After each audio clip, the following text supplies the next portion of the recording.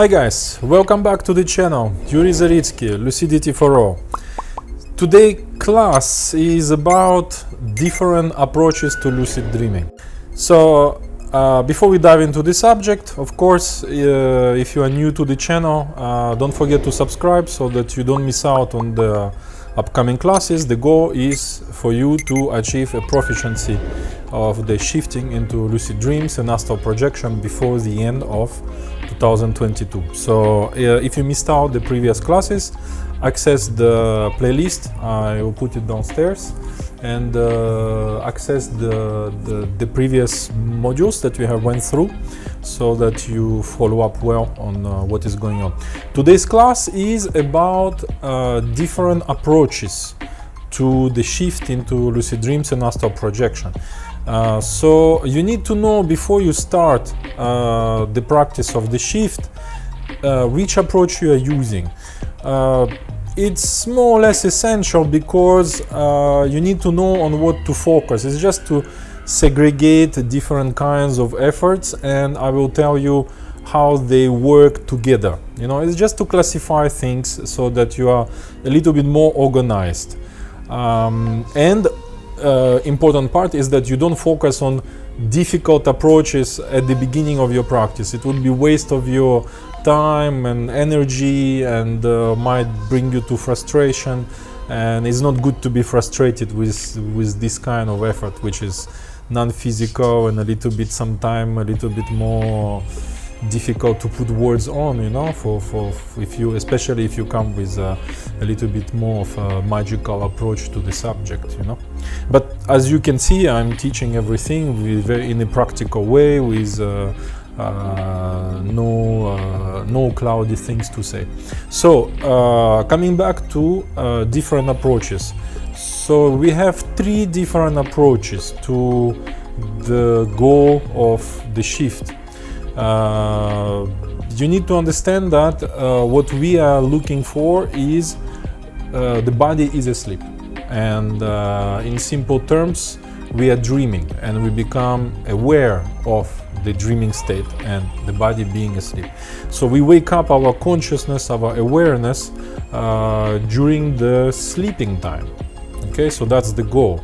So you are not awakened, you are not walking around, you are not meditating, your body is asleep, but your awareness will wake up in your dreams. So that's what we are looking for. After that, you can categorize the experiences as out-of-body experience, because you have the feeling and the experience of coming out from the body, or astral projection, or you are a down-to-earth guy, and whatever happens, you call it the capability of your mind, and you call it lucid dream. Okay, so it doesn't matter. But in both cases, the body is asleep, and you have an experience, and you are aware of the experience. That's what we are looking for. Hence, to reach that point, I'm trying to point my nose in the video.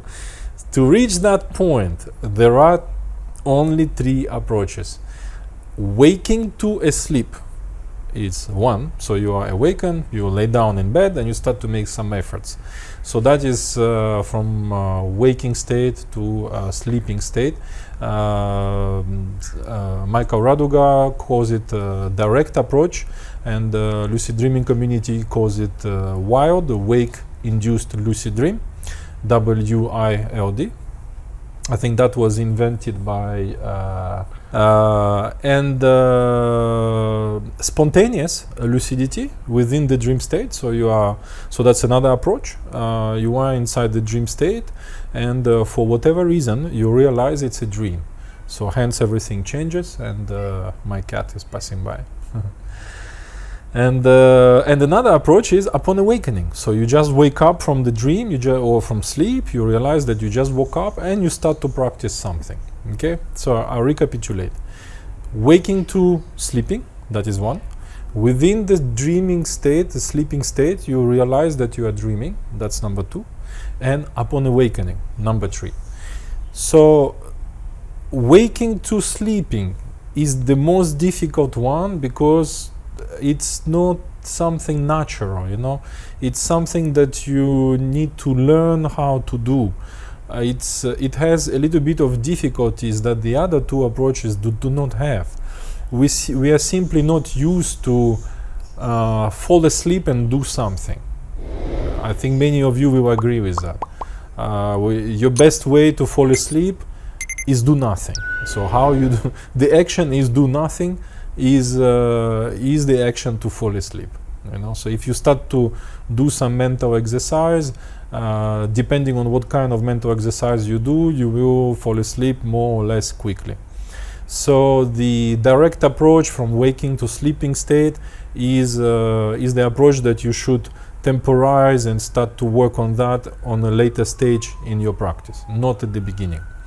It's much more worth to spend your time and energy on the other two approaches within the dream state and upon awakenings, where you cancel out all the difficulties of you making the effort to go to bed, and some think it's a meditation. It's not. It's really falling asleep, and but you want to retain your awareness with you as you fall asleep. So it has difficulties. So let's focus on the other two.